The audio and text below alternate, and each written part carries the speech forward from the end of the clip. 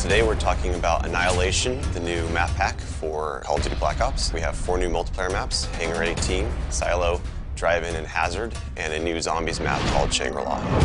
Hangar 18 is based in the highly controversial Area 51, and it has a lot of Easter eggs that play up to the conspiracy theory aspect. Hangar 18 is a medium-sized map. It has a pretty classic multiplayer gameplay structure. All the paths lead through and around the hangar. It kind of caters for all game types. You've got your close quarters going through the hangar. You've also got some sniper points as well. Strategically, you want to hold down the hangar.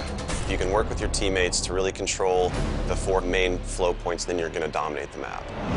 Silo is based on a Russian underground nuclear missile silo construction site. It's probably one of the largest maps in the entire game. Silo favors players who take their time because there's a lot of flank routes and a lot of interconnecting paths.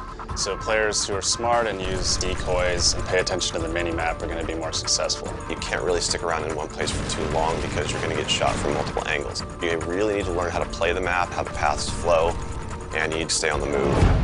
Nuketown was a really hugely successful and popular map with Black Ops, and we wanted to do another map in the DLC that kind of emulates that style of gameplay. Drive-In's a fairly small map, but it does have a variation of battles. You've got the wide open area in the middle, the actual Drive-In itself, but then you do have close quarter battles down the side.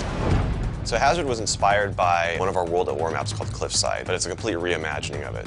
We've actually turned it into a golf course. It's a great level. Hazard is probably one of the only maps in the game that focuses almost exclusively on long-distance engagements, and the long-range snipers and LMG gunners and assault rifle guys are going to have an advantage. You're definitely going to want to avoid the fairway if you're not a sniper and stick to the edges of the map where there's some more intense choke points and medium-range engagements.